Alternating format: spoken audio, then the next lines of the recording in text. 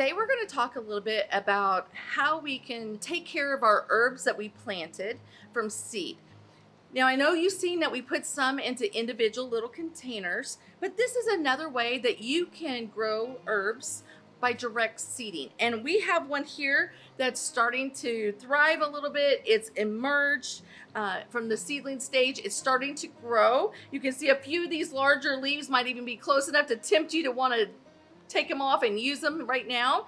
But this is one that we want to really focus our attention on because they're at that stage that you can start to see them really thrive and get to growing really well, or they can kind of suffer a little bit if you don't take care of it. So one thing we want to think about is a good water routine. We want to make sure that we have it moist. We're checking down into the soil base. We're going down with either a toothpick or your finger down in there, and we want it to be moist like a sponge, but we don't want it to be sopping wet that it's going to have root rot occur. These plants are looking fabulous right now.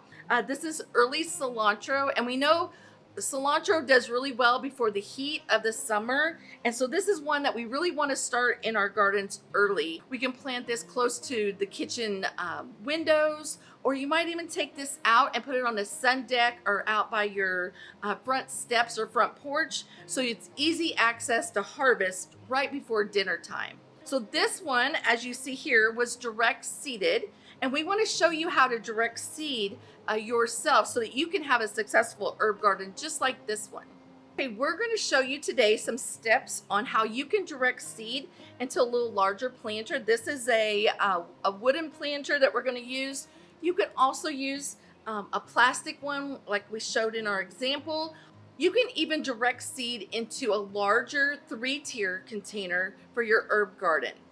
That will allow you some more space and allow you different varieties that you can plant. You might want one whole variety in one section of a 3-tier, or you might want to have multiple varieties that you really want to use to harvest to make those wonderful dishes that we love as we kind of go into our springtime and summer gardening season. The first step that we want to talk about is our container. We want to add some soilless media to that. That is really how we want to really get our seeds and give them the best opportunity to get started.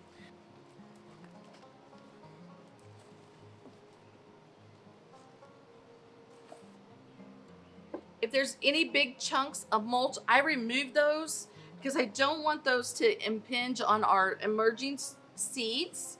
I want our plants and seeds to be able to germinate and thrive. I'm going to give myself a little bit of space because we know that soil will settle a little bit, but as we water, we don't want it to be above the lip of the container, because watering might go ahead and displace our seeds and push them across. So we want to make sure that we have it down a little bit below that lip level of our container. The second thing we want to do is we want to make sure that we have our seeds. Today we're going to have cilantro and basil. Those are two things I like to combine because I'll use these in a lot of my dishes. And so I also want to plant this early enough that it's not going to bolt or flower prematurely.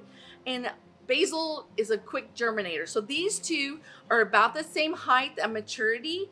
If you get something really tall to harvest, it might overpower another one, or it might even shade out another container. So typically our dill that's really larger herbs, those need to be in a different container than this shallow one. It needs to be planted in the ground or in a larger container by itself.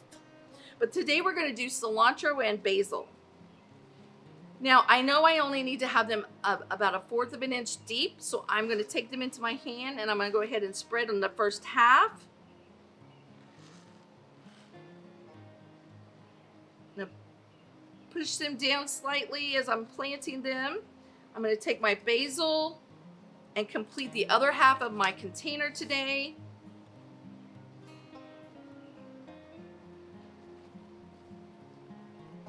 I'm going to add a little more soil to the top.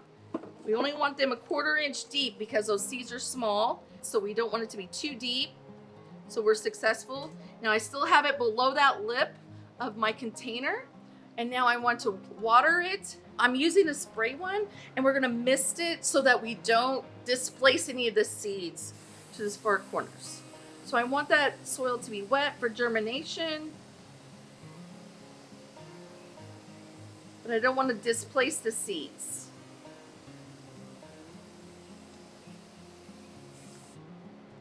So this one now is ready to go. We can set this in a sunny location. We want to make sure that we have direct sunlight on it, and then wait to fertilize until those seeds emerge and get to be about an inch tall before we start fertilization on them. Herbs do not need to be fertilized every week. That is too much. They really need to have them to be at least once a month fertilized. They don't need to be fertilized too much, because they can take less fertilizer in your small containers than a normal annual plant. Enjoy your herb garden as it continues to grow, and using it in dishes throughout the season.